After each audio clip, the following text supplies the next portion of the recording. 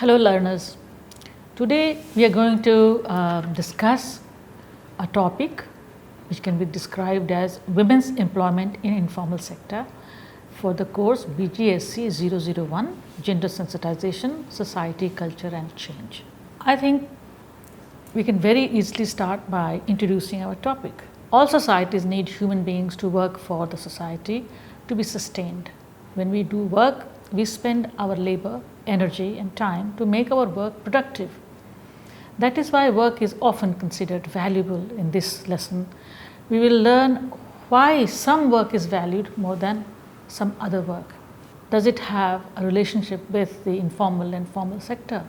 In which way women figure in this matrix? In pre-modern societies, men, women and children worked according to the simple needs they had. There was not much presence of technology and the industry was at most small enough to be called handicraft or cottage industry. Often they were an extension of the household structure and household needs, and labor was still not stratified or segregated for the purposes of enhancing production. There was an informality about the laboring and producing activity. People dependent on animals, cattle, horses, principally their own manual labor and nature to add to the production needs. Mostly it was agriculture where people invested their labor to produce means of their livelihood. In the pre-agriculture society, if we go even beyond agriculture society, before agriculture society, the life was still less specialized and only that much labor was spent on producing things which fulfilled the basic needs. We must wonder what it is. What has it got to do with women or gender? We must know that most women work in the informal sector of our economy. Obviously there is a relationship because in these times all production was done in an informal manner, which means it was in the informal segment of human life.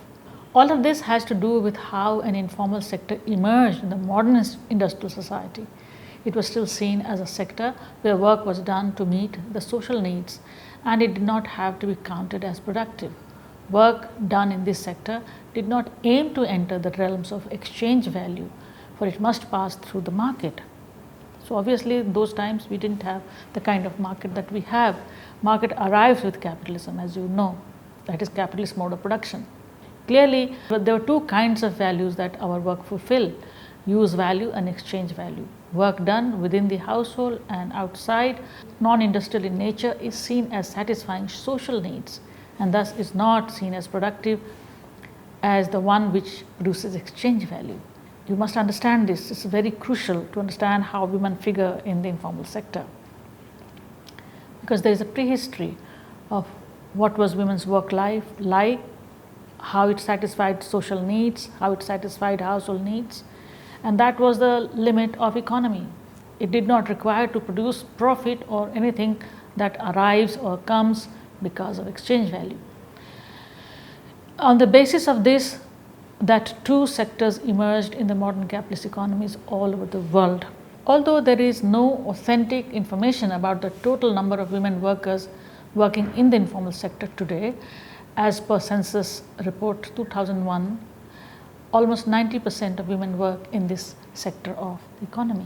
This is also something that we must pay attention to. Why is it that women work in informal sector in such large numbers?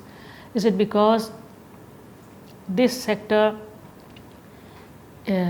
invites feminine energies or feminine labor, or there is something about the space, this space of production, which somehow allows women to be put over there? What is the reason? And that is why it is very important that you should understand why women have congregated in this particular sector. To be more precise, according to the census 2001 report, there are 600,000 women workers under the categories of main workers, marginal workers and in household industries. According to the latest study, 9.6 crore women in the informal sector. They are in the informal sector. This is a report from the Initiative for What Works to Advance Women's and Girls in the Economy. It's a report. It has latest data. That is why I have brought it to you all. Why do you think so many women work in this sector, apart from what I have said so far? It is a sector which is also known as unorganized sector of the economy. meaning the terms and conditions and wages are not defined in any specific way in this people working in this sector. Wages are low as work done here is considered less productive or valuable, even though it is productive and it is quite valuable. Later on we will learn how much work done in this particular sector, informal sector, contributes to national income and GDP. Do you think women's labor is less valuable than men's labor?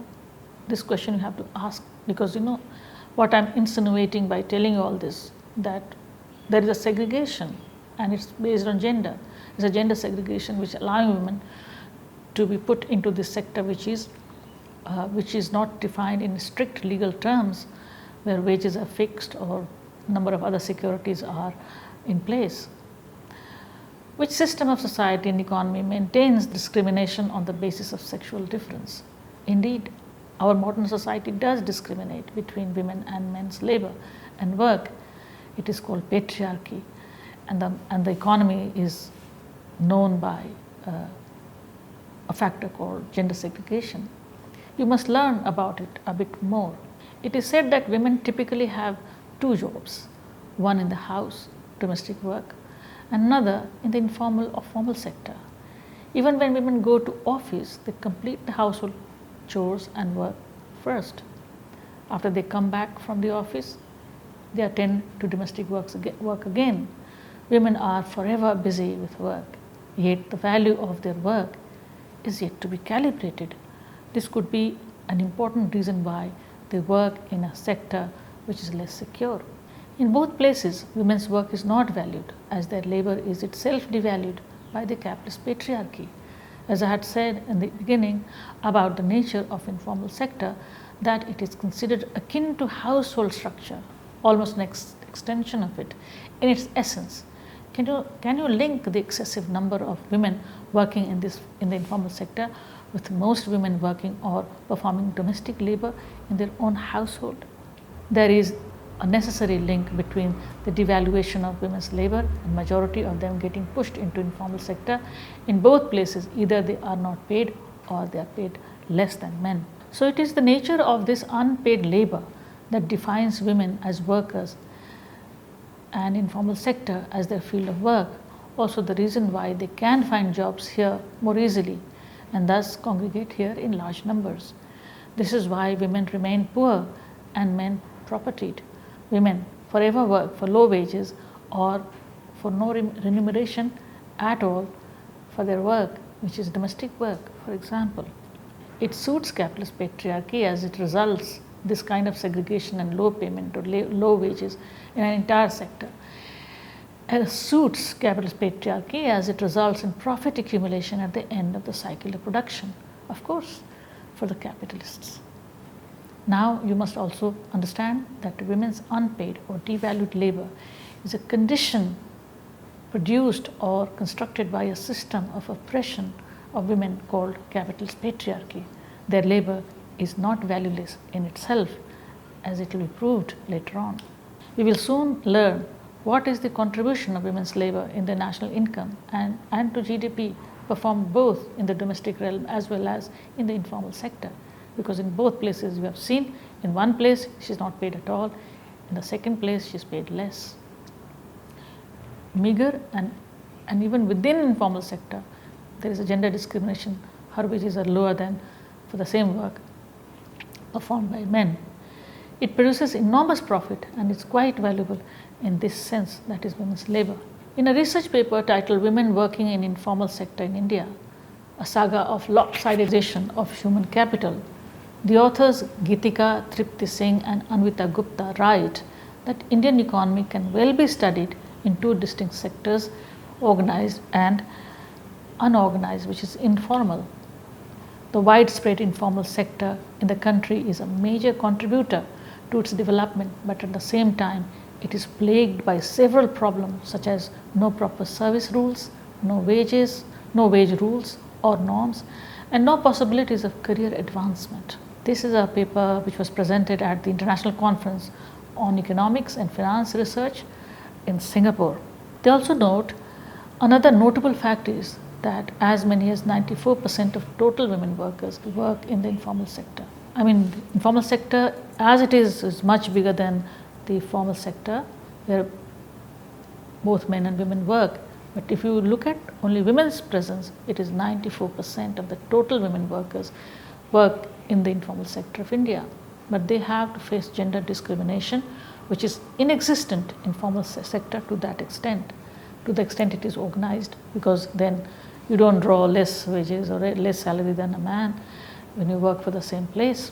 But this sector is very small compared to the informal sector. 90% of our economy is in the informal sector, 10% in the formal, and if you look at women's presence, it's not more than 2%.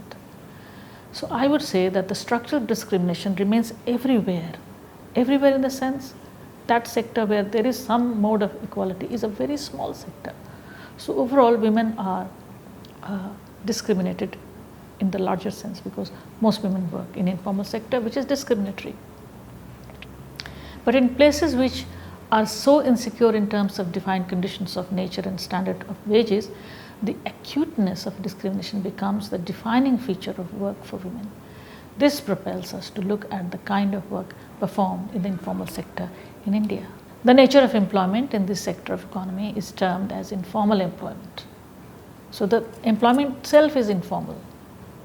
This form of employment is comprised of both self-employment in informal enterprises, small and unregistered, and wage employment in informal jobs without secure contracts, worker benefits or social protection, no maternity leave, no extraordinary leave.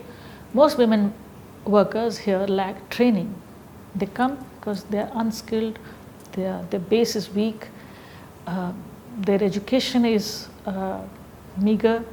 They have very few options to avail as far as gainful jobs are concerned.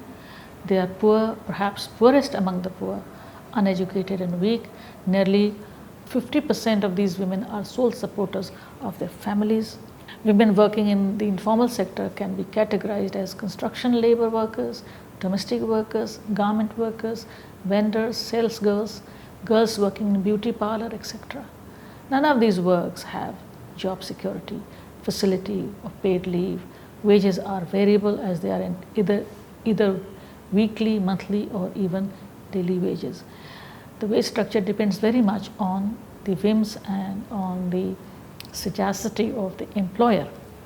There is no formal structure to determine the wage for a particular kind of work. It all depends, it's all very contextual. It will depend on the nature of the industry where the women are working on, enterprise or whatever. There is also very little bargaining capacity that these women have because their base is so weak. The discrimination of wages, nature of work, availability of work on the basis of sex all lead to a kind of vulnerability of the worker, leading to their exploitation. In any case, they come from sections of society which must work to earn their livelihood necessarily, which is socially and economically least privileged. It is important to note here that women's unpaid domestic and care work influence or determine their working life outside the home. That is to say, what all they do at home determines what they're going to do outside. And you must understand this. They start as unpaid workers at home with a weak base. They cannot afford skill training or education required for better jobs. Their contribution to the national economy remains invisible. As a result, they are not looked at as principal workers. Their contribution to the national economy is not counted properly. Their entry into the formal sector of work is thus made difficult. Very few women find jobs in the formal sector. If you note the contemporary trend in women's employment affected by stagnation in formal sector and share of paid employment falling in 2000 onwards, most women have been pushed into self-employment, exposing themselves to the uncertainties of the market. So nothing favors them. Stagnation, if economy is sliding, they are the ones to be affected first. If the jobs are going, they are the ones who lose their jobs first. And self-employment is like a like an enterprise which has no economic support. In terms of the age profile of the informality of job, the level of informality is higher among young women 15 to 24 years and older persons 65 years. They are all in the informal employment. That is to say 90% of all workers are engaged in the informal sector. Caste discrimination has led to existence and expansion of the nature of this work and sustenance of this sector. To repeat the data, the informal sector, consisting mostly of women workers of insecure economies, economic and caste backgrounds, 90% of the workers contributes 50% to the total GDP. Now, as more awareness has come to understand women's contribution to national economy and the nature of their work, the informal sector also is being studied more scientifically. And obviously the data that is emerging, even though not certain level of fuzziness is around, but more or less roughly we have an idea what is the contribution of the national economy by workers who are in the informal sector. There are thus numerous take on studying this field and its contribution. The Economic Survey of 2018-19 released on 4th July 2019 said that almost 93% of the total workforce is informal in India. Niti Aayog released its own take on it. In the Strategy for New India at 75 in November 2018, it said that 85% of all workers are employed in this sector. Obviously, they have an intention, even if the data is not right or there is some problem, but they have an intention of lifting people out of the informal sector and putting them into the formal sector, which is also something very good. It enhances expectations and hope for a lot of people who are in this condition that we are talking about. It is important to note that the condition of women in the informal sector during the pandemic lockdown can also tell us more about the trends in employment in this sector. On the basis of surveys conducted by Institute of Social Studies Trust, it can be said that enormous number of men and women working as informal workers lost their jobs, and in a massive manner. A total of women surveyed, 66% reported increase in domestic work which is unpaid. A total of 36 reported increase in child and elderly care which is also unpaid labor. 83% women respondents witnessed severe income drop. All the construction workers reported loss of their paid job, where 97% of vendors reported no source of income during the lockdown. So what are we looking at in terms of employment opportunities for women in the informal sector? When the economy goes down, the informal sector goes down too. So in conclusion, with situation developing as they are due to Corona-19 outbreak, the trend of job losses and making the informal sector more secure in terms of labor laws and protection of women workers against sexual exploitation is the need of the hour. Government and other agencies would be required to strengthen these workers through the schemes which is more than self-help group formation that we have at the moment in the country. The aim should be to lift workers from the condition of informality and casuality which define their laboring life into far more secure situations. Women contribute as much as men to our national economy through the performance of labor. It will be such a waste of human resource, as it has been pointed out by some feminists, if their work contribution are not improved through laws and binding is put in a legal terms. What are these recommendations, suggestions for uplifting or improving the situation of the condition of women workers in informal sector, which is, you can see, which is grim? Expanding employment opportunities, more direct employment generation through increased public investment. You cannot leave it to, state cannot leave everything to private investment, because then you can see, as I have pointed out earlier, it is the decision of the employer directly then which affects women's chances of working in any stable manner, and it makes them vulnerable to exploitation as well. Implementation of minimum wages and ending gender disparity in wages. It is absolutely must. Providing enhanced access to social protection with focus on old age pension and health. Enhancing investment in gender sensitive infrastructure, including creches, toilet facilities, public transport, etc. After all, women do require a separate facility to be able to work in this sector, because they don't have offices, they don't have all the facilities that women working in organized sector have. Finally, enabling and encouraging organizing of informal women's workers as strategy for collective bargaining.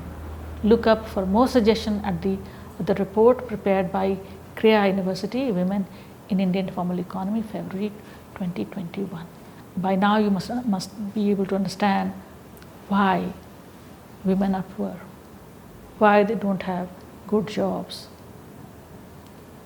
why their domestic work should be valued so that they can have some good base to start with when they enter into the labor market. I have not mentioned in this particular discussion the falling rate of women's participation in the labor force. It is at this moment it is the lowest in last 20 years. Of course, pandemic is the reason, as I pointed out, how many women have lost jobs.